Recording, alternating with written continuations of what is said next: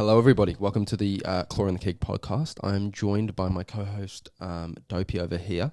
Sorry for the bit of the delay, mainly due to the fact that I was abroad, enjoying myself, relishing in the sun, the South American sun, shall I say.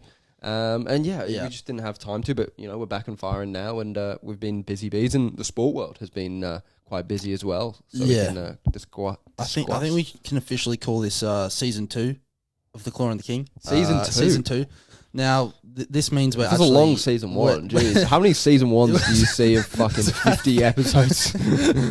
Jesus Christ. Not many, but... It's like Grey's Anatomy. This is season 2 because we're actually going to take it serious and be on the shit. So this means more controversial takes, way better insight, analysis. So more lawsuits. More cancelable offences. And then hopefully, we'll blow up off some cancelable shit and then be able to monetize that with merchandise and subscriptions. Gotta pray, mate. Gotta pray. And we can create the Andrew Tate fan base of the sporting world. I don't know. I think that's a bit bizarre. I don't know how you would kind of view that that avenue that you want to go down. Look, I don't see. Look, I don't see how else can you blow up in this day and age? Be authentic. Be knowledgeable about sports. Be knowledgeable about what you're talking about. Authenticate. People only listen to that shit if you have super high production. Yeah, I guess. Look, we got to just be off the cuff, And then look, we are. And I'm saying this is way better than 95% of sports podcasts. I agree. I think it's number one. We just need to get the traction up there and maybe the equipment a bit better, but that's by the by. In terms of what's happened and what we can sort of delve into first, is there really a topic that you're dying to discuss? I think we could start with NBA. I feel like there's a few things to talk about there. Obviously, it has been a while, so a lot has happened in the season since we last spoke. One of the major things, obviously, just coming off the back of the All-Star break. Yep. Obviously, the All-Star weekend happened. A lot of controversy coming off the back of it. Everyone's saying the weekend's dead, the game's dead, it needs to be changed, or some even say just scrap it all together. There's no point of doing it. Now, I was extremely disappointed by the weekend. I don't know how much of it you took in. Stop saying the weekend. And it sounds like you're talking about the artist. It's bizarre. Just say the All-Star weekend. The All-Star weekend, whatever. So we don't need the weekend just coming at us. I mean, he definitely knows about the podcast. The All-Star weekend of basketball. Yeah, I don't know how much you saw of it, considering you're away, but it was. You did. I mean, we can go by each thing and say what was wrong with it, I guess. But I don't know. The skills challenge was just pathetic to watch. I mean, you'd rather watch an under-8s game than that. It was Scotty Barnes, I think, he's cooked. I don't... everyone, is that what we need to go viral? I was going to say words like cooked and... he's cooked, maybe. Yeah, we need to use modern... Well, everyone says Scotty Barnes is never beating the allegations that he's something or other. I don't know if I'm allowed to say it on here. Yeah, but, I thought you said you were the Andrew Tate of friggin' podcasting. Okay, but don't say it, please. I get where you're going, and I do confirm... my thinking is aligned with yours, shall I say. I think, he's quite a bizarre human. I don't know how he's professional at what he does. He's a fucking all-star. I don't know how. He's a very bizarre player. But look, I mean, there've been bizarre players before. It's like the famous Draymond Green quote. Look, he just doesn't look like a basketball player. And now he didn't say that about Scotty Barnes. Said that about Andrew Nicholson, but that's by the by. I think, look, at the end of the day, the skills challenge wasn't the worst thing in All-Star Weekend, and that's a problem. If the skills challenge isn't the worst, then we've got a big problem on our hands in terms of the sort of the overall quality of the weekend. Now I sound like I'm saying the fucking weekend. Essentially, look, the skills challenge, it is what it is. I feel it sucks. It's a useless thing that no one cares about. It's really just like it gives you a warm up for the All-Star Saturday night. Really, it really doesn't do much. In terms of everything else, though, major problems. Well, 3 points, all right. Yeah, I think we should talk about maybe the shining light first, which was the 3-point contest, as well as obviously Sabrina and Steph doing that legendary 3-point contest, which, I mean, honestly, probably was the best event of the whole weekend, and it was about a minute long. So, yeah, I think it was a great sort of... it gave you great hope for the weekend almost. It sort of said, oh, maybe the All-Star game is going to be competitive. Maybe the dunk contest is going to be good. You know, the 3-point contest really, really brought that competitive spirit about. Obviously, it was quite close. I mean, I think everyone shot well. I mean, I think every score was above 20. Yeah. But yeah, it was a really good contest, and obviously Dame coming out with the win. No shock there. I mean, most people picked Dame to win, but there was really good shooters around. I think obviously Trae Young was there. You know, Kat is proven to be a really, really good spot-up shooter. His foot was on the line for half of the shots. Yeah, but I mean, it's still impressive to do what he did. But yeah, really, really entertaining. And look, to be fair, the 3-point contest is usually entertaining. It usually is sort of the crown jewel of the night, and that term has been coined recently by some of the commentators, but I do think it is the clear jewel of the night, and really the jewel of the weekend, if you look at it at the All-Star game as well. What was your opinion on the 3-point contest? I mean, the 3-point contest was good, but I think it is extremely alarming that the best things about the whole All-Star weekend were a WNBA player and a G League player. So nobody from the actual NBA did anything impressive, really, except for Steph just doing a basic, his basic 3-point thing that he does every year. Yeah, I mean, I don't think he probably practiced. I don't think he even practiced shooting from a rack. I think he just walked up there and did it. No. And so, yeah, I mean, the fact the only two people there that really cared or tried were a WNBA player and a G League player. Yeah, people that aren't even in the NBA. Yeah. And, I mean, the dunk contest, that is absolutely broken. The 3-point contest is good. Skills just is what it is. But the dunk contest is probably the most broken thing. I mean, there's a combination of the guys, the good dunkers don't want to do it. The guys that are doing it have no creativity and suck. And also the judges are fucking brain dead. So there's 3 things going into it that just create a pile of shit. I mean, the fact that Jaylen Brown even made the finals was absolutely laughable. And then when the dunk over Kai Cenat is obviously the legendary dunk for being the worst dunk of all time, potentially, in a dunk contest. Apart from the layup. But, yeah, in terms of an actual dunk, it's up there. Yeah, so... And it was just... I mean, the fact that... I don't know who that one judge was, but I think he gave Mac McClung's first dunk of 46 or something, and everyone else gave Apparently it he was the first champion of the dunk contest. I might have read that somewhere. It might be incorrect, but I think that was... I mean, because no one knew his name. And then Jacob Toppin did like a 360 between the legs, like easy 50, and they gave it a 47 or 48 or something. My opinion on it is that, look, Jaylen Brown's getting the majority of the slack in terms of his performance in the dunk contest, but I think the main problem with the dunk contest wasn't Jaylen Brown. It was the fact that Mac McClung had to be... Well, it was the only guy that, you know, put on a show. But it's not good that Mac McClung puts on a show. That's my main strife with it. It's why are Jacob Toppin... Has anyone heard of Jacob Toppin before the dunk contest? Mac McClung has played 4 NBA games in his life, and he's won 2 dunk contests. I mean, that is ridiculous. He's probably got more dunk contest wins than points in the NBA. Yeah, literally. I can't fathom, and I can't really... Yeah, I just can't fathom that these NBA stars won't do it. And you got to stand up for Jaylen. Look, did he put a half-ass effort into it? Sure. However, you've got to have these NBA stars, you know, trying to attempt to do this contest, because am I really going to watch? I didn't watch it. I didn't even watch. I watched something in a couple of the dunks, but I didn't watch the highlights. Couldn't care less, because I am not interested in, sorry for the disrespect, but scrubs in the NBA doing a dunk contest. It's like I'm not interested in a high school competition for dunks. I'm not interested in, you know, the Harlem Globetrotters doing a dunk. I don't care about the Puerto Rican basketball league doing a dunk contest. I don't care. You've got to have stars to attract in these Saturday night events. And, you know, in the 3-point contest, Dame is a star. Trae Young is a star. And they maybe not be the best, but they're recognizable names that you can sort of get behind. And when Aaron Gordon and Zach LaVine are doing dunk contest, I mean, they don't have to be stars. I mean, at that time, neither of them were stars, really. No, you don't have to be stars, but you have to be like in the NBA, competing in the NBA. And I just can't believe that, you know, we're getting G Leaguers and we're getting guys who haven't played.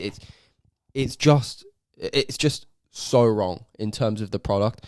And to fix it, you've got to provide an incentive to the players to do it. Now, we'll get onto the All-Star game in a bit, and that's my main problem with the All-Star game. But with these players and the attitude that they have towards the weekend, it's a vacation for them. When in reality, fans have paid money to see you put on a performance. And you don't have to fucking take it seriously like it's Game 7 of the NBA Finals. But you got to treat it with a bit of respect and understand that these fans have purchased tickets, have, you know, flown from out of state just to watch you perform, and you perform specifically at skills that you should be elite in, and you just take it, you know, half-arse it. And Jaylen Brown, yes, he did half-arse it, but at least he showed up. At least he did it. And that shocking graphic where it was like the amount of NBA All-Stars that have competed in the dunk contest in recent years, and how I don't think that has been. I think one. he was the only one for like 5 years or something. It's just, it is shocking. It used to be like every beat, like Blake was jumping over cars, Dwight was doing it. Yeah. And obviously back in the day, Kobe, Jordan, they all did it. Dominique, yeah. And it was good. I mean, the creativity's gone down. I mean, 10 years ago, like I said, there was cars, there was 2 rims, there was like so much different shit. There was hoverboards because they cared. They cared. They're not like, I can guarantee you some of the people that sort of, even probably Jaylen Brown. I mean, I don't want to pick him out specifically, but a lot of those competitors that did the dunk contest probably thought about it the day before and just probably thought, shit, what dunk am I going to do tomorrow? Fuck. Should I do behind the back? Or should I do between the legs? I don't know. No, I'll wing it. I'll just find the tallest guy in the crowd and jump over him. Yeah. Or the shortest in Jaylen Brown's. So I think it's a real problem for the NBA because it used to be the best sort of event outside of the All-Star game for years and years and years, but it has been taken over by the skills challenge in recent years, which is an absolute joke. And I don't know if we mentioned it at the skills challenge. Why is the team so different every year? Why is it like, and why are they so different from each other? Why is it like they're Pacers, then the rookies, and then because it's always the home team and then whatever else they can. But why is it always the home team? I don't get that.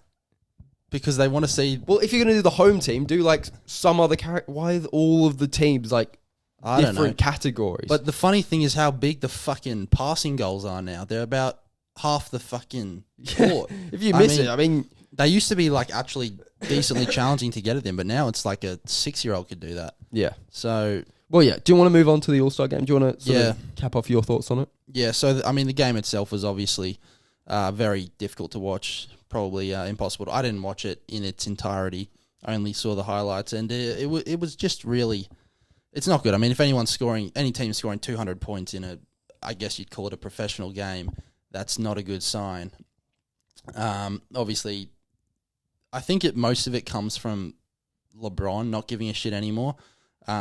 It's always the older guys. Laker fan blaming LeBron. Jeez. And you got the Lakers hoodie on as well. Yeah. Jesus. I'm just in the context of All-Star Weekend, I think it's fair enough to blame LeBron a bit. But those types of games, I feel like, always come down to how hard the older guys try. The younger guys sort of follow their lead. I mean, we saw a few years ago when there was that one decent game, Chris Paul really came out and took it serious. And then there was that actual entertaining last fourth quarter or whatever it was.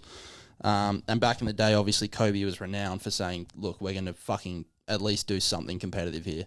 Yeah. And the rest of the guys would follow him. So I think a little bit of the blame is on LeBron, KD. I mean, KD, I think, was trying a little bit.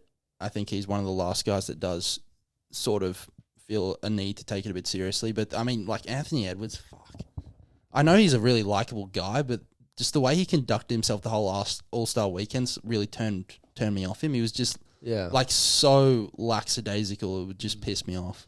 Well, yeah, I mean, yeah, just to sort of echo your statements, it was just embarrassing. The statement going around is, you know, the All-Star game's less competitive than a UCLA pickup game that they have in the summer, and easily. easily. And everyone knows that's true. And I don't know what. And for me, it's a clear message from the players to Adam Silver to pay them for these games, when in reality, it should be a privilege. Like, I get you want compensation for putting your body on the line, but when did it not become about... Is 50 million not enough? When did it not become about basketball and the game? I just can't sort of fathom how you're not even playing 40 minutes. You're playing like 15, 18 minutes a player. I don't understand how in front of a massive crowd in the biggest stage, you're not treating it like...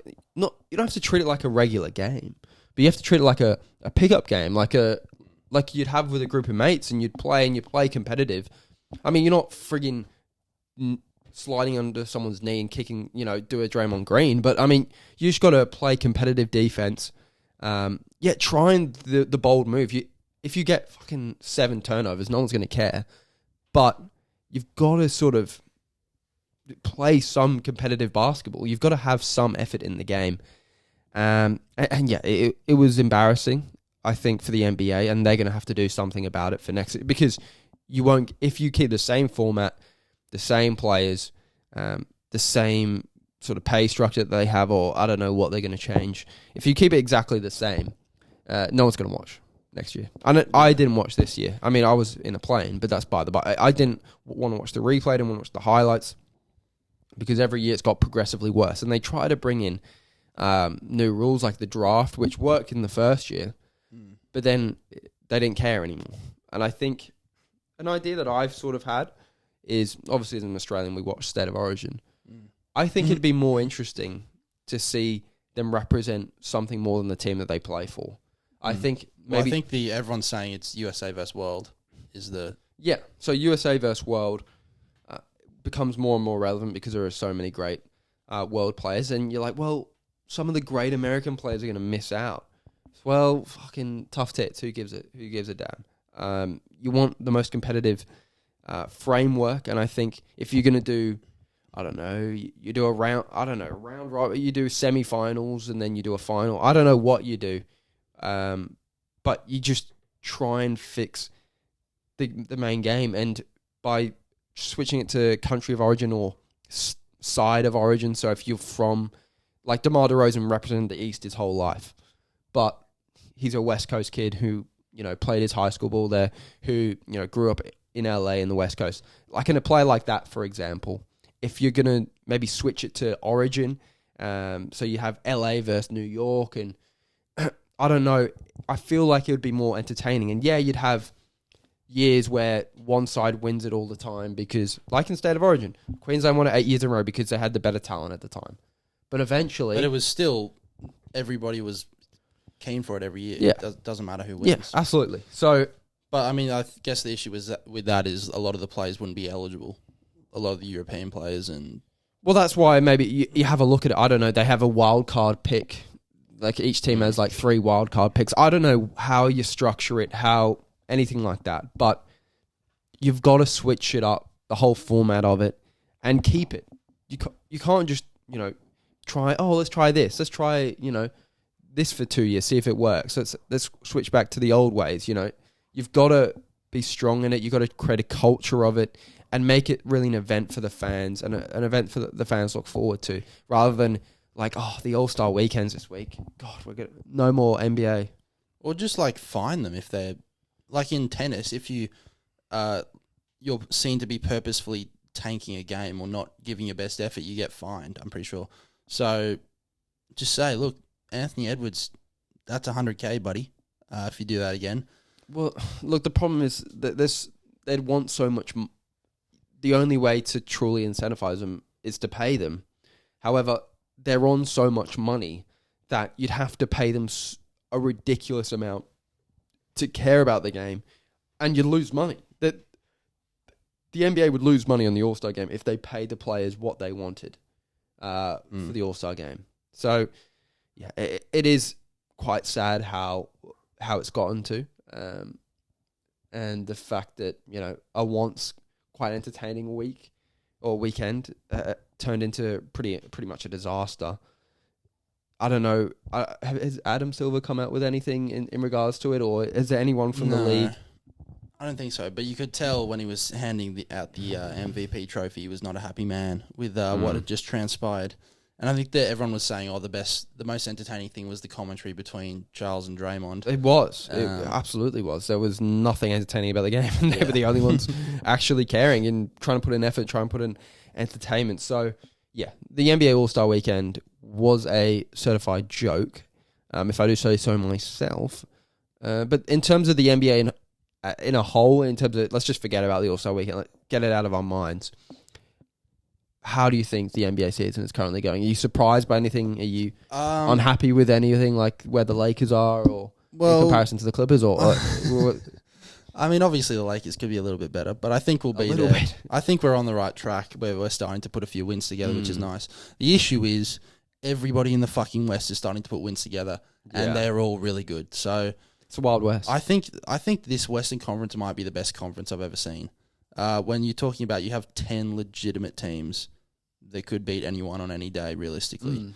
It is insane. And two of them aren't going to make the playoffs, which right now is the Lakers and the Warriors, which are the two, big dogs. So, yeah, I mean, the West is insane. Obviously, in the Bucks, in the East, probably the main talking point right now with your man Doc getting another chance. Wow. And basically getting roasted by everybody. I mean, when JJ Redick, a guy who played for you for 4 years, is basically calling you a shit coach on national television. And then who backs him up? His son. Yeah. Shock of the century. So, who scammed a living at the Clippers, I do want to say. He was an absolute joke of a player. So if he talks about his Clippers time at all, you were a joke. You were the worst player there by a million miles. In terms of the West, it has been the Wild West for a number of years now in terms of how good and deep the West is. Everyone's healthy this year for the most part. Well, yeah, so I think it's more apparent because, the Clippers are healthy and they're never healthy. So I think putting them in where they would be 7th or 8th in comparison to where they are now, I think they're 3rd because they won today. It is a big difference. So I think having all the teams fully healthy, having, trades happen within the conference for teams like Dallas who are trying to get better and giving away so many first-round picks just to get better players, better role players in their team. It's quite surprising. It's almost, there's a bit of a conspiracy going around that, Mark Cuban is foreseeing the end of the fucking NBA because he's, giving away his ownership and then he's trading away all the future first-round picks. But yeah, I think it's really, really fun to watch the Western Conference at the moment. The East is a bit of a different story. The Celtics are a bizarre one because everyone is already hating on them, even though they've got the best record in the NBA. Everyone's just hating on Tatum. He can't be the best player on your team. Jaylen Brown can't dribble with his left hand. The coach is out of his depth, and yet they have the best record in the NBA. So I think it is quite interesting, that conference, because there isn't really much competitiveness if you look down. The Bucks were projected to be that, but they fired their coach mid-season and hired Doc Rivers for some unbeknownst reason, because he's great at winning playoff series. He's never choked a series, never failed in a playoff series with any good teams. He's just had really bad teams that he's worked with. So the Cavaliers, does anyone believe in the Cavs to do anything? No, I mean, I probably am one of the bigger believers in Donovan Mitchell, I'd say, but no. I'd be lying if I said I think they were going to come out of the East. No, there's no way. I mean, I didn't even... You look at the Cavs, holy shit, the Cavs have got a good record, but you're like, has anyone be talking about the Cavs? Yeah, I mean, Philly obviously are waiting on Embiid. But his health is a problem, and two, his playoff performances have been under par by quite a bit. So it's a bit of, even if he's healthy, is he going to will you to at least a finals berth? And do they even have the depth to really compete long term in the playoffs? I know Maxi's had a great year, but they really stepped into those James Harden shoes. But they got Buddy Hield. Someone else they got. Who else did they get? I mean, it's Buddy Hield. They got someone else in a trade. Well, look, it's Buddy Hield. So yeah, I don't really believe in the Sixers long term. And other than that, is there any... I mean, the Heat are always floating. The Pacers are floating. The Heat are floating. It's just one of them where everyone's expecting the Celtics to lose, but no one knows to who. Well, I think everyone's expecting them to win the East. I mean, I've heard different. I've heard that the Celtics won't get to the finals. And if they don't get to the finals, it'd be an utter catastrophe. I mean, I think people don't like the way that Joe Mazzulla coaches and just telling them to chuck up threes and stuff. But, I mean, they win fucking pretty much all their games. So Well, yeah, they win a lot. So it is tough to bet against them. However, in the playoffs, you need to have players that can win inside. Yeah, and obviously Joe Mazzulla's coaching was came under fire against the Heat, especially last year, when Eric Spoelstra just absolutely schooled him that he didn't have any clue on how to adjust or create the right plays at the end or call timeouts, whatever it was. He was always seeming to doing the wrong thing. So I guess people aren't sold on it, but they've got the best team. So who have you got for MVP at the moment? Honestly, like, it's fucking just going to be Jokic again. It is. Even though I hate to say it, just is going to be Jokic again. Well, who else could it be? I know, that's the thing. There's no one else really this year. I mean, Tatum has to be second. Kawhi? I mean, Kawhi's I a guess. sneaky... Look, Kawhi he's in there, but he's just... There's too many good players taking away from him. Like, PG's averaging, 23? Harden's leading the league in assists or whatever. So, it's just... I mean, Kawhi should have been in the three-point contest. We didn't get a chance to discuss that, but low-key should have been in it. He is shooting 50%. It's weird how he's just got an elite three all of a sudden, because he used to not be able to shoot, really. I've never met a player that comes back from an injury better. I've never seen that. I don't know. It's like the reverse Klay Thompson. Yeah, I don't get it. You get injured, but you get better. It's almost like he just needed rest to reboot, and then he's all good again. He just load manages. Well, he doesn't load manage anymore. He's unreal. It's an entertaining season, but again, after the All-Star break, it does get a bit slow. It is a bit of a drudge to the playoffs. Everyone knows who's good and who's shit, so it's all about just finding that seed for the postseason at this point, and then it all starts again. So we'll look out for that the last month or two of the regular season. Lovely stuff. Next thing you'd like to move on to? Next thing I'd like to move on to will definitely be something that includes football. Let's just do football quickly. Football. Bit interesting at the moment for football. January transfer window just ended. Nothing really happened. However, there is a lot of transfer news happening as we speak. Kylian Mbappe, obviously linked to go to Real Madrid. He's definitely not coming back to PSG, so Real Madrid is definitely on the cards. Quite interesting. I think it was always going to happen, but I think they just delayed it as much as possible. PSG did. As a fellow Frenchman, do you have any sort of affinity or any thoughts on the matter? Well, it's been clear that Mbappe's wanted to leave for years now, so I feel like every year it's been like, oh, he's going to Madrid, but then it never happens. He always just ends up staying at PSG for whatever reason. Probably the massive amount of money they give him. Oh, but, something to do with that. It's look, I mean, you can't really blame him. He's not going to be considered probably up there with Ronaldo and Messi if he stays in League One his whole career, is he? So he's got to go to Madrid. I mean, Madrid, I would honestly prefer if he goes to a lesser team, because Madrid already have they've got Bellingham, they've already got the best team. So, that's the sort of discussion going about. I think most people are like, well, can't he come to England? No, there's zero chance that he goes to England, because his dream has always been Real Madrid, and I think they've got so much more money and people don't realise that. You know, these Premier League clubs, they've got to deal with financial fair play, and obviously Real Madrid do as well, but they make a lot of revenue on top of that, and really only Man United competes in terms of revenue, and we've just got new owners and probably won't spend any money. So there's zero chance we get him. Apparently his mum's a Liverpool fan, so that's something to throw in there. But yeah, it looks like Real Madrid is going to be the destination, and they're just creating such a great young team of Frenchmen, really. What happens a ton of young French to talent. Vinicius? Isn't he left winger? Well, they with Real Madrid, they always figure it out in terms of positional. I wouldn't worry about that. I think they'd probably transition to a striker. He can obviously play left wing, and that's where he's probably best. But yeah, I'd imagine they'd play him as a striker or a false nine, or they'd interchange Vinicius and Mbappe. I'd imagine that's something that happens. I think it's too early in the process to sort of be thinking about positional stuff right now, but yeah, it is quite surprising that Mbappe is on the move so soon. I thought it'd be probably another year before he went to Madrid, but he's getting up there in age as well. He's only like 25, isn't he? I think he's older. I think he's 26 maybe. But even still, but he's got 10 years. He felt like he was 19 the other day. I mean... Well, he was 19 at the last World Cup or whatever. 20... I don't know. 18? No, he is 25.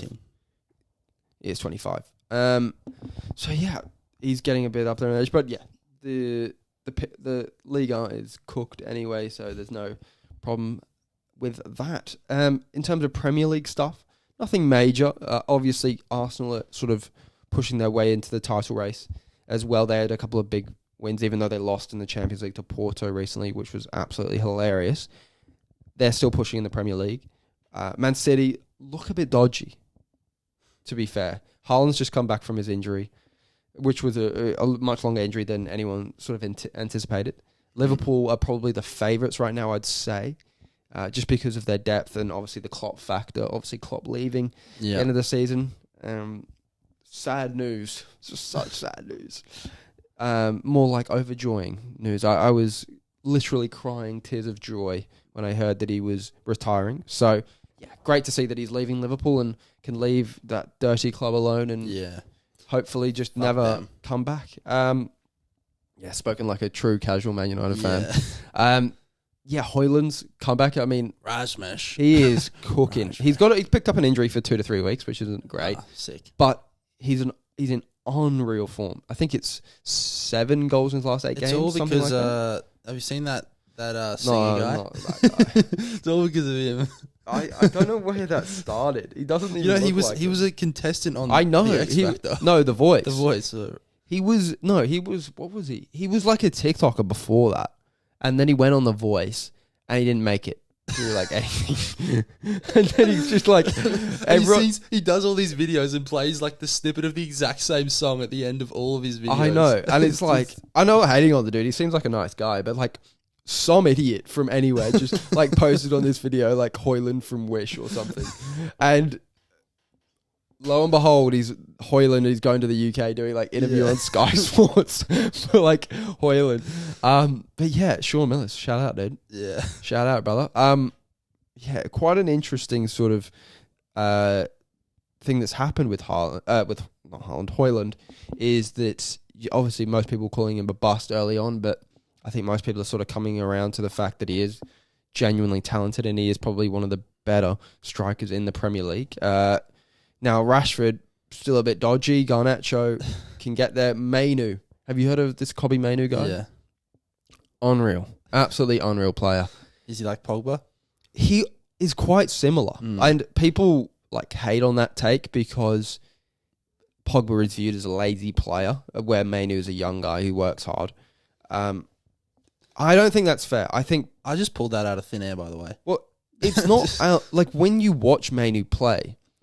his intricacies in terms of his footwork when multiple defenders are closing in is eerily similar to Pogba. Pogba was very good at sort of getting himself out of a tough, tight situation and then pinging a ball. Now, Mainu doesn't necessarily ping a ball, but he'll get himself by just a 1-2 touch and get himself out of a tight corner and then pass it forward or start an attack. He's very, very composed on the ball, like Pogba. Now, where he differs is that Pogba was about as lazy as it could get on a football pitch and really didn't care about defensive duties. And look, he probably was put in the wrong position sometimes, so that's fair to a guy of his stature. But Mainu was an 18-year-old kid, unreal tackler, really, really good tackler, really good slide tackler as well. Knows his timing in that as well. And in terms of form, he is probably the best player in the team at the moment at 18. So the team's doing well. It's not like we're in friggin' 17th. We're doing really well. So I think Mainu's development in such a short span of time is really, really promising for Man United fans, and hopefully he can be there for a long, long time. He's rumoured to be in the England squad. Is he English? Yeah. Oh. Why do you? Doesn't sound English. Why do you say that? Mainu. Why do you say that? Oh, no reason. God, so they bring on the Andrew Tate thing. Well, I'm surprised. No, I get it. Yeah, he's. I think he's got Ghanaian. I think he's Ghanaian heritage, and they want him to play for them. But I think he is English. You know, he's a he's a Manc guy. He's from Manchester. Does he have an accent? Yeah, he's got a full Manchester accent. Oh, okay, fair enough. So, yeah, I think he wants to represent England. So hopefully he stays on that path. And can you imagine that at the Euros? Rice, Bellingham, Mainu. Oh, so mate, England always have a god squad. We do, but they never win. So. Yes, I mean it is what it is. Anyway, so yeah, about Harry Kane not winning. That's probably the most interesting story in sport. I'm glad you brought it up. It's unbelievable. I mean, the narrative when he retires is going to be last time Bayern didn't win the league was like 1923. Now, to be fair to the guy, it's not like he's doing horrendous and Bayern are doing horrendous. It just so happens that Xabi Alonso is probably the greatest manager in the world at the moment. 33 games unbeaten, I think, which they broke Bayern Munich's record in the Bundesliga for that. And they're just on a tear. They are unreal at the moment. They just got so many good players that are playing great football. And yeah, they're just clear. And they're definitely going to win the league. So it's just a bit sad for Harry Kane. He goes to the one team that is guaranteeing you a trophy. At least one. Can't get his hands on one. It's just his rumors are he's going to PSG next. God, can you imagine? He doesn't win one there. But yeah, they were guaranteed to win it, and they didn't, because Bayer Leverkusen came out of nowhere and shocked everyone. So interesting. Xabi Alonso actually rumored with the Liverpool job next season, Liverpool and Bayern. So Thomas Tuchel is leaving Bayern at the end of the season, and Xabi Alonso is probably going to have his pick of either Liverpool or Bayern Munich to be their manager. Right. If you were Xabi Alonso, taking your obviously bias out of the equation, which one would you go to? I'd probably go Liverpool. Ooh, why is that? Well, I feel like it's in England. I speak English. Yeah. Okay, I didn't mean literally. I mean in terms of, imagine your Xabi Alonso football perspective. Okay, football perspective, I'd probably go Bayern. Okay, why is that? Because they have younger players. Okay. Look, it's a casual take, but I'll accept it. Isn't Liverpool's whole team in-depth sort of thing? But yeah, I do get that. How long is Mo Salah going to be doing that? That's probably part of the reason as well. I think Liverpool arguably need a big rebuild. Not next season or the season after, probably, but in a couple of seasons, they will need to have a look at their squad, and they don't have owners that are just going to tear it apart and then, rebuild it all in 1 year and just spend a shit ton of money like Chelsea. They have Alisson, who's getting up there in age. They have Van Dijk, Robertson, Salah, obviously. So yeah, they do have players that are up there in age. However, they do have Darwin's 24. Yeah, but he's fucking shit. Yeah, but he's shit. But they do have young players in there. So they brought in Gakpo. They brought in Nunez. Jota, I think, is quite young as well. Smith Rowe. So he play for Arsenal? Yeah. Okay. Yeah, he plays for Arsenal. Yeah, this is the casual guy over here. But yeah, Trent's reasonably young. They do have a guy called Connor Bradley who's playing well as well for them. So they have young players in the squad, but they do have quite an aging team. So yeah, I agree. I think if you're Xabi Alonso, now he's played for both, which is interesting. Yes. So it's more which he prefers. Now, Liverpool fans will say that he'll come to Liverpool because he was a legend here and he's loved here. But he was loved at Bayern. He was a great player at Bayern as well, even though it's later on in his career. I'd be shocked if he didn't go to Liverpool. I would be. I think the law of the Premier League, the law of winning it with Liverpool and being a Liverpool manager at this time, with their stature over recent years that Jurgen Klopp has sort of built, and how hard they're going to be going in for him as well. I think Liverpool realise, we're lucky here in terms of the window. It just so happens. Isn't Jose looking for a job? Yeah, get Jose. Would they not think of it? Yeah, Jose Mourinho, the guy that failed at every club he's been for the past 10 years. Go Surprised they're not giving him a chance. Yeah. Kind of shocking. But no, I think Xabi Alonso, I think Liverpool, like I was saying, quite lucky that the year that Klopp retires, they have this guy available that would want to come to Liverpool. And I think it's going to be interesting to see if they go all out to get him, and they should. But with Bayern competing in that race, I doubt it's going to be an easy one, and it might be a bit of a long, drawn process for the off season of football. Now, is there anything else you'd like to talk about in the world of football, or you want to move on? I think that's it from me. Nothing else that's in my mind. Nothing else that's scratching your brain? No. All right, sweet. No. I can move on to another sport that's big in Europe, Formula 1, the race cars, vroom vroom. Formula. Yeah. So testing has just completed. Formula 1 testing, that is, for 2024 season, before the season starts. No one watches it, no, but it is. Everyone's already packing their bags for the season because Verstappen is a second ahead of everyone. So, great! I gotta love it. Everyone's like, so keen for the 2025 Formula 1 season. Yay! But yeah, I mean, the major news in F1 at the moment is obviously Lewis Hamilton announcing he's going to be leaving Mercedes at the end of this year and going to Ferrari. So, look, it's not a good way to end your career going to Ferrari, probably, but it's obviously I don't get it. He's allured to the brand, obviously, which is why I don't get the move in a year's time. I mean, it's not like he's a spring chicken. No, they've signed a 40-year-old, so I don't know what they're doing when they've got Sainz, who's like good and young. Well, Hamilton's probably still good. It was just in a shitbox last year, but yeah, but you don't know what he's going to be like in a year, and you don't know what he's going to be like this year. So you're essentially waiting 2 years to get a guy and see what he's like.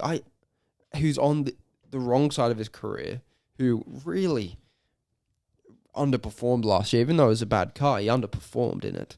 I can't believe they've done that move. I can't believe Lewis has gone at 4.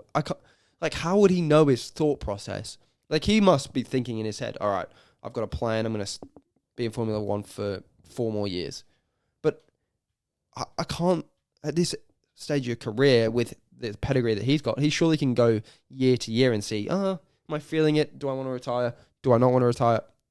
It's shocked me that he's made a decision so far in the future when he's at his age and so close to retiring. I can't believe that he's done that decision. Yeah, and it is strange for Ferrari to do it so soon. I mean, obviously they're going to keep Leclerc because he's the fucking golden boy, but Carlos Sainz was the only driver not in a Red Bull car last year to win a race. So you're getting rid of one of the better drivers on the grid. He might not be top 5, but he's definitely top 10. He's one of the better drivers for sure. He's, 10 years younger than Lewis, maybe more. So that's a big risk to sign a 40-year-old. Now, obviously, it doesn't matter who's in the fucking cars because the strategy is so shit they're going to go backwards anyway. It doesn't really matter who's driving it. But it is a strange one. Now, obviously, Ferrari have done it because Lewis is a massive name and it's going to bring so many eyeballs and attention and blah, blah, blah, whatever. So that's why they've done it. And Lewis has done it because he said multiple times Ferrari is like what he grew up idolizing and all that type of shit. So I think it's more of just a brand move for both of them. I don't think they're going to win a trophy together or a championship. I think Lewis has realised Mercedes probably isn't going to win a championship in the next 2 to 3 years. So he's gone, fuck it, I'll just go to Ferrari. But how do you know that? How do you know that? Well, he's obviously seen what the car's looking like and he doesn't think it's good enough. I don't know, that's harsh. But to think that in a year, after all that they've done in terms of the investment Mercedes have put into Formula 1, to make that assumption for a year in time is quite bizarre for someone of his age, like I said. So, yeah, it was a shocking move. Now, it's not shocking that he went to Ferrari per se, and that Ferrari would make that move. But, yeah, it's just the timing of it was quite weird. I don't know why they didn't think of maybe, do a swap for Sainz and Lewis this year and see how that goes. Mercedes reset the clock, get younger, be able to develop a car with Russell and Sainz and try and compete in the next 2 or 3 years. And Ferrari get their man a year earlier, a year, further away from being retired. So I don't understand the timing of it personally. Yeah, it is strange. But what it does do is it opens up 2 massive seats for next season, which you don't often get in Formula 1, that there's 6 seats that you really want, 8 if you want to throw in McLaren, but whatever. 6 seats you really want, obviously Red Bull, Ferrari, and Mercedes, and there's 2 of them up for grabs for sure. Obviously, at the end of this year, well, I'm assuming Perez is getting the boot, but if he does get the boot, there's 2 up for grabs. If he doesn't, there's something wrong. Yeah, so Perez's seat in the Red Bull and Lewis's seat in the Mercedes. So, I mean, obviously the logical thing is that Carlos Sainz will probably sign to one of those, but obviously Mercedes have their reserve drivers. I think they have Schumacher in there. I would not be signing him considering how shit he was in Haas, but he's got a good name, I guess. So he probably has the best name. Yeah. Now, obviously, Danny Rick's got to be favourite for either of those seats. Yeah, I think that's the most logical conclusion to that situation. Danny Rick back in. He's Danny Rick back. So talk about spring chickens. I mean, that guy. He's years left. He's younger than Lewis, that's for sure. Well, Lewis is also like a 7-time world champ. Danny Rick, I don't think he's ever been. Oh, he's close. a 7-time winner. Yeah, 7 race winner. Yeah. I think Lewis has done that in like half a season. So, yeah, I'd say it's an interesting season upcoming. I don't know if you think there's going to be a spanner in the works. If you think, the Red Bull's maybe going to slow it down. Has there been any sort of rule changes in the off season that are of note? It hasn't been a major season for like new regulations and stuff like that. I'm sure there's little things that I'm not aware of, but it's not like they've restructured the whole cars and stuff like that. So, yeah, it's looking... I mean, based on testing, it's looking like Red Bull are going to be good again. Now, obviously, testing is testing and things can change very quickly, and most people don't show their actual pace in testing. So, but that is also scary if Red Bull are a second ahead and they potentially aren't even showing their real pace. So, it's just... I think everybody is collectively praying that Red Bull are not a second faster than everyone again, because nobody... Well, if it is, then I'm not watching. I mean, the FIA are probably praying. The F1, the gods, the jihads that run the fucking all the GPs. Jesus Christ! Okay, we got a bit intense there. Is that what they're called? No, I don't think so. What are they? Just people. They're just good people. What did I just say? The people, business owners. Is that what they are? I don't know. Okay. Well, yeah, I mean, I'm talking about all the people in Saudi and stuff that pay for all the races. How about you say Saudi Arabians? Okay. Maybe do that one next time. Should we cut that out? That's a pretty dodgy thing to say. But anyway, we'll... essentially... Good on you, Oski. So, yeah, essentially... No, I don't think it's bad. I think... God, are you still going on? You don't need to bring more attention. I think it's just what you call Muslims. Yeah, okay. Let's just... If that was unintentionally rude... Is there any shovels? See a shovel? I was not trying to be controversial there. That was just... okay. Something... In terms of the quality next season, do you think there will be a second place other than Perez? Do you think it's just going to be a 1-2 Red Bull again? Well, it depends, because Perez absolutely sucks. So it's a conversation if he's going to get second or not. Now, I do think we have to throw in Nicholas Latifi into the mix. Yeah, it's the Latif god. Is he still there? No, it's Logan Sargent now. What am I saying? Sorry. Logan Sargent is he's the other Williams driver. I saw a thing that Logan Sargent was leading testing, and everyone was saying, all the Americans were like saying, "Hell yeah, brother!" And then it's like in brackets, he was the first guy in testing to complete a lap, and so not looking good for him. Albon, big season for him, obviously with those seats up for grabs. He's been obviously had a chance in a Red Bull before, fucked it up, and now he's become good again. So I think he'll be looking to make a move.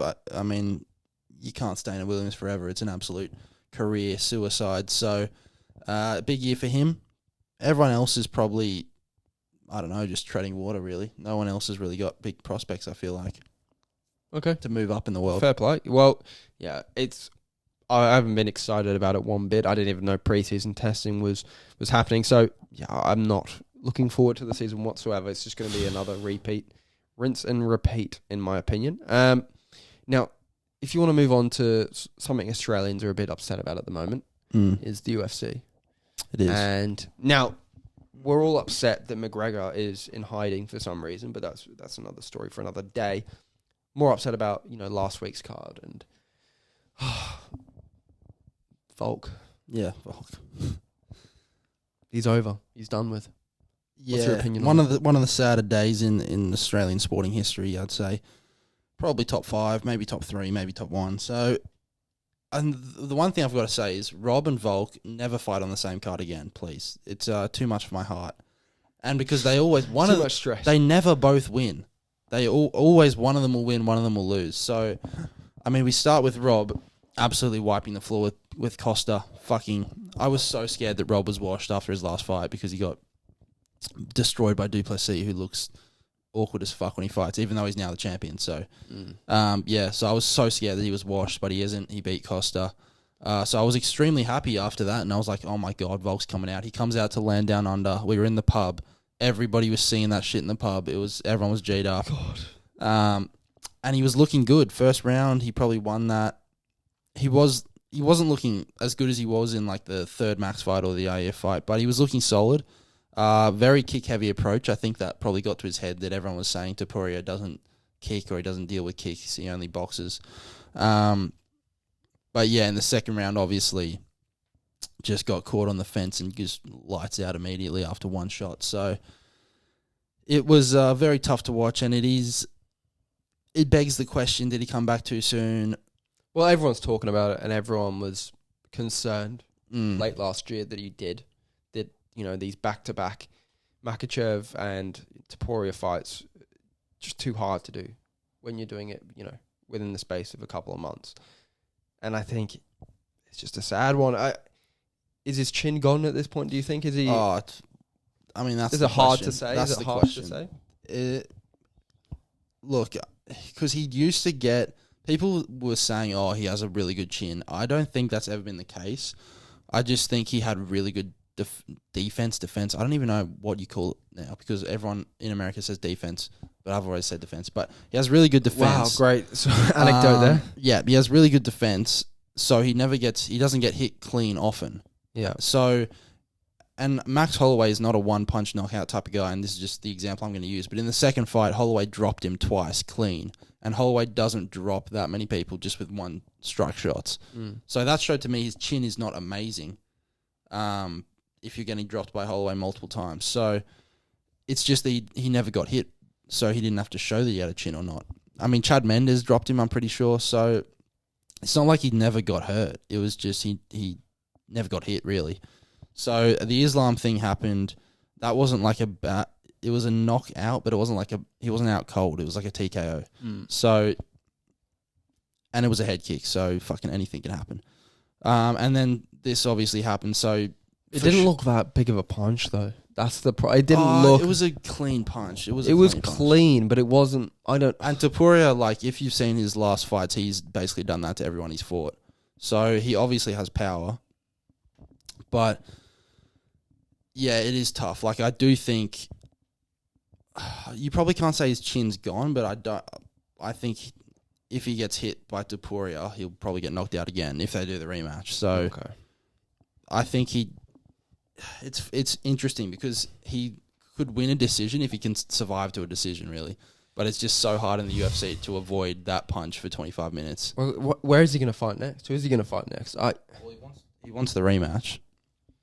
Are they going to give it to him? That's the question. I mean, he's saying he wants to fight Conor or move up. Yeah, I do want to... Topuria is pissing me off a bit. I mean, I'm a casual UFC fan, if you didn't know. But, I mean, the way he's chatting is like he's fucking Billy Big Bollocks. I mean, you fight... Oh, come on. I know you beat a two-time... Oh, not two-time, but a multiple division champion. I get it. Was he a multiple... Okay. He fought for two division titles. I know you're being one of the best guys in the UFC. However, you've just got to calm down a bit. He's getting a bit like... the chat's a bit getting to his head. And I didn't hear about him prior to his matchup with Volk, and that's obviously as a casual, but from a casual's perspective, he's a bit big for his boots. Yeah, for sure. And I mean, it obviously comes down to fighters always say what they want. Whatever Dana says, you're fucking doing. That's just how it works. So, well, it's Dana against the Conor Topuria fight. Well, Mate, that's never going to happen. First of all, Connor's never fighting at 45 again. Yeah, he can't fight. Second of all, Connor would never fight that guy. It's like, it was just never going to happen. So, the options really are a rematch. You've got fighting tomorrow. You've got Brian Ortega and Yair Rodriguez fighting tomorrow. The winner of that could be an option, but they've both had title shots before, so it doesn't make a lot of sense. You've got Movsar Evloev, who's an undefeated Russian guy. So another one, great. That'll be great. It's going to be Russians. Or the fight that a lot of people are talking about is O'Malley if he beats Chito Vera. Do O'Malley versus Topuria. O'Malley. Because they've got beef, O'Malley and Topuria. So O'Malley fights at bantamweight. Yeah, right. So O'Malley would be moving up. So O'Malley going for two division titles. I think that's probably what makes the most sense, I'd say. to a casual, yeah. Yeah, well, not just because in terms of, name value, but in terms of even build. I mean, O'Malley is skinny as fuck, even though he's tall. I mean, he looks like 5'11", 6 foot. No, 5'10". But I mean, look, it's not like he's, Chad Mendes where he's having to put on weight to fucking get in the... He's not 5'3". He's a big guy who can, move up in weight class pretty easily. So I think that transition... I think that'd be a good matchup. I think Volk, he definitely deserves another fight for the title. What he's done for the UFC in terms of making the Makhachev fight on short notice and then doing this fight as well, he's definitely probably put some, he's probably in the good graces of Dana at this point. However, Dana's got to look at it and say, what if he loses again? Well, that he loses. Well, does he ever go back?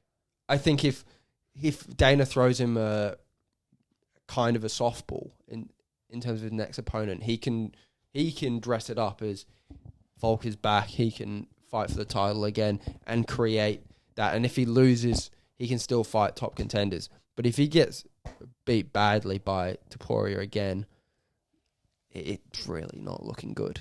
And I don't think he'd ever get close to a title shot again. So I think personally he should get an easier fight for his next one. I wouldn't go for a top dog. I think just get a easier fight. I know that sounds stupid because Dana's not going to match it up with fucking ranked 25th guy, but come on, ranked 5th guy, ranked 4th guy, give him that. But he's already beat them, that's the thing. Well, beat him again. Because it's like Max, Ortega, Yair, they're the next 3 guys. Well, give him Max again. Do a Max Volk fight again. Well, Max is fighting Gaethje now, so... What the... Is Gaethje moving down? No, Max is moving up. Oh, okay. Gee, I was going to say... They're fighting for the BMF belt. Fuck, okay, Jesus. Max is going to have to put on a bit of weight, eh? 10 pounds. But yeah, I think it's just a bit sad for Volk. In terms of moving to Rob, do you think he's going to be in line for a title shot soon then? He'll probably need one more win, I'd say, just because he lost to Dricus the fight before this, and Costa's this was his first fight in 2 years, so it's not like he's been beating top contenders or anything. So there's a few options for Rob. There's Sean Strickland is an option, obviously coming off a loss to Duplessis, but it all depends who's... Controversial though. Yeah, it all depends who's fighting for the title, because they could give Strickland the rematch, they could give Izzy the fight, they could give Hamzat the fight.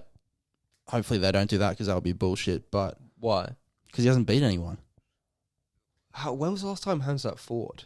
He fought Usman, but when the Islam card, he fought Usman. Yeah. At middleweight, even though Usman's a welterweight. Yeah. So does that even count, really? Yeah, he hasn't fought a single ranked middleweight. So he wouldn't be deserving of a title shot. So yeah, I mean, there's the Strickland fight. There's a Cannonier fight, even though he's already beat Cannonier. Can we not have that? That's the worst possible one. But if he beats Cannonier, that would pretty much lock him in for close to a title fight. God. It doesn't matter. I don't think that does. I don't think Cannonier gets you a title fight. Unless they all lose. Well, but Cannonier's just beat Strickland. Like a year ago. Yeah, I mean, Strickland has been champion in between then and now. So, I personally think a Strickland one. I think the Strickland that would be fight good. Makes sense. I think both guys need a big win to sort of boost them to get a title shot again. Well, if they give Izzy the title shot, then I think that makes sense. But I agree. But again, the problem is, if Rob wins and Izzy wins, are they going to go around again? Are they going to... Hell yeah. God. Well, how many fights was that now?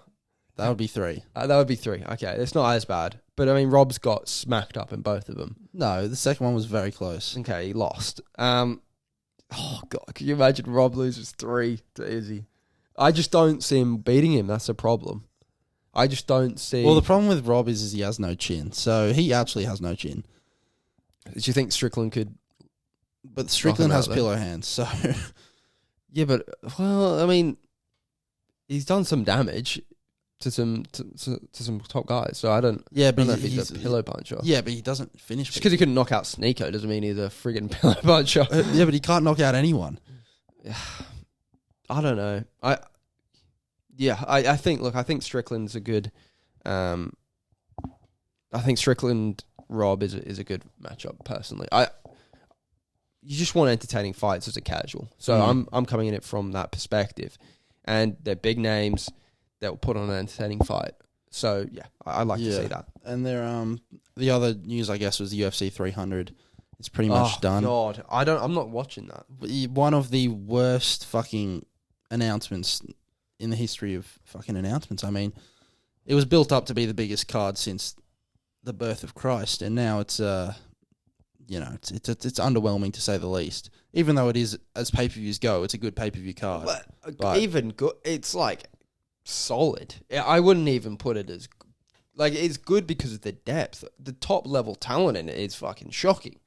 Yeah, I mean, I don't know why it wasn't Conor Chandler, but Conor's probably doing something silly. I mean, he's everything he's saying is he wanted to be there, and Chandler obviously wanted to be there. I mean.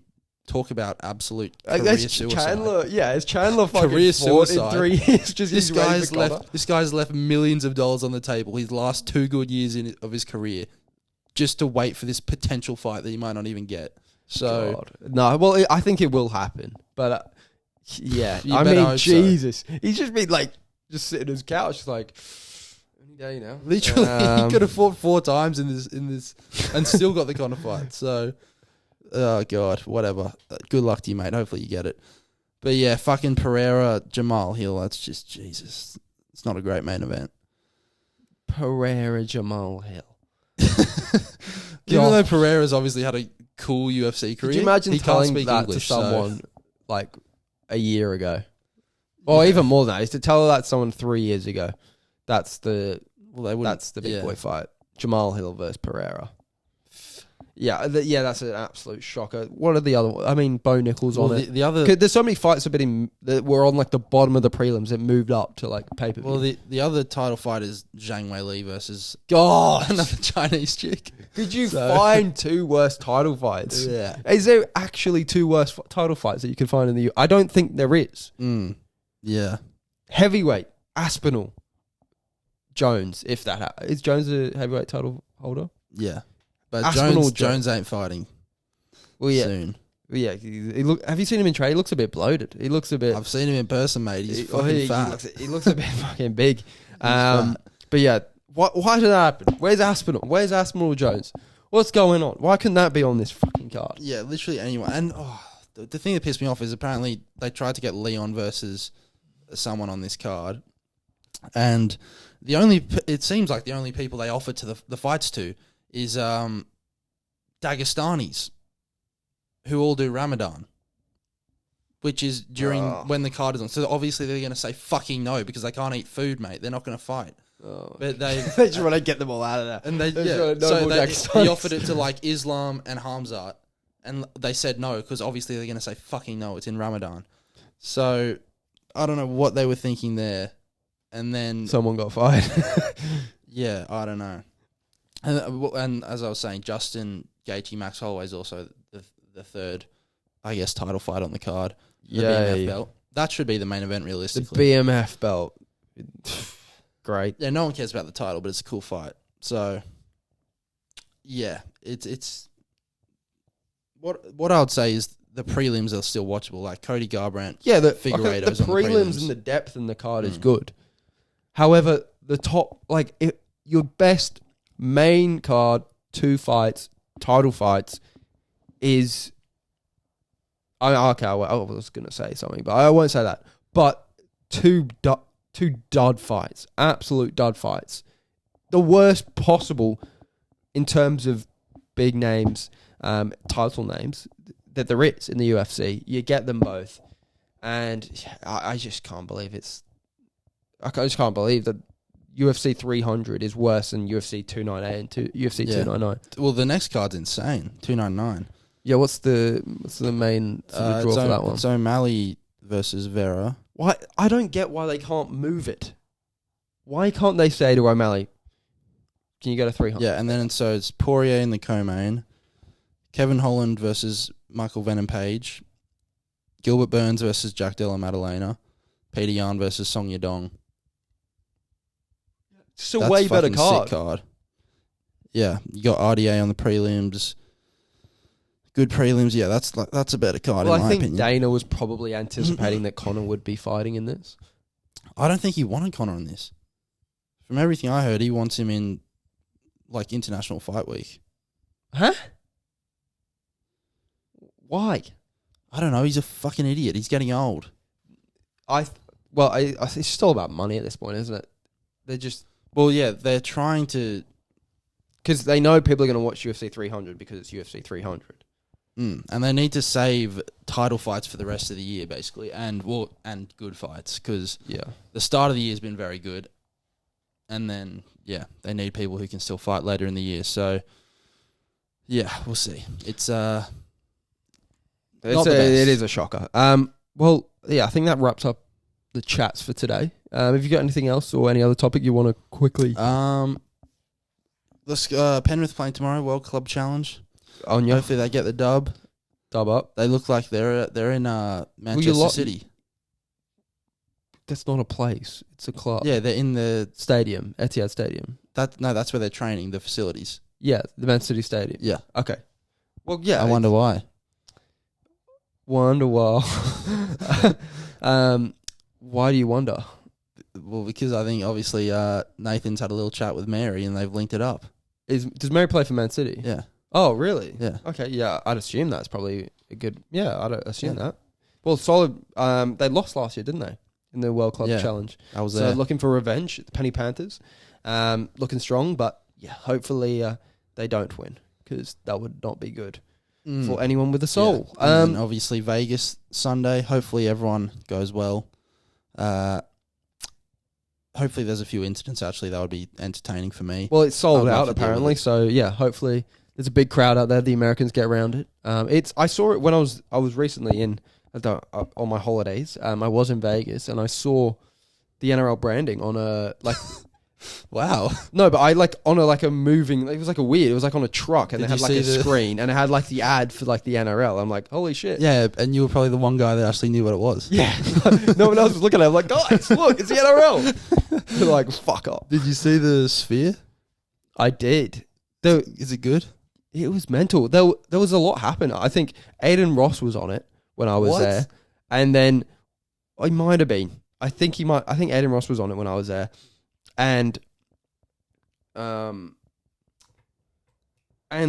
somebody do you hear about someone climbed on top of the Sphere? No.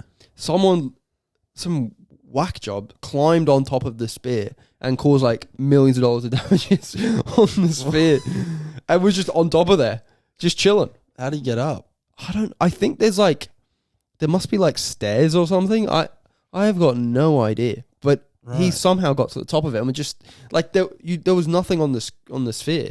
I think it was all black or something, and there was just this human figure on top of it. And I was there, I'm like, what the fuck is that? And you saw on Twitter, it was just going viral because someone was at the top of the Sphere. Interesting stuff. Wow. But yeah, Vegas, what a place. That would be a good place to jump off of. God, if you're going to do it. Jesus Christ. If you're going to do it. God. All right. I think, you're done. You're cooked. No more chatting from you for today. God. You've done about 3 cancelable things this episode. I mean, is that cancelable? That's just dark, probably. It's not cancelable. Yeah. No one needs to know about your dark humor, all right, dude? Yeah. Well, thanks for listening, everyone. Even though listening to him's a bit of a trek sometimes. Hope you enjoyed. Like and subscribe. And do you want to send us out, buddy? Yep. Everyone make sure to tell a friend. Actually tell a friend, because the only way this thing's going to go anywhere is or punch them in the face if you don't tell them. Because none of us can be fucked to actually promote it properly. So, yeah, we're lazy. Can you just do that? Can you just do it for us, please? Please, just promote it for us. Thanks. How was that like sexual? What is wrong with your head? That was you. That was your voice. It was. I was putting on like an LA friggin' accent, like you know those influencer girls like in like Love LA. Island. Oh my god. Oh right. Yeah, not everything's fucking dark and twisted in your mind. Well, thanks for listening, everybody. Hope you enjoyed, and hasta la vista. See you later. Peace out.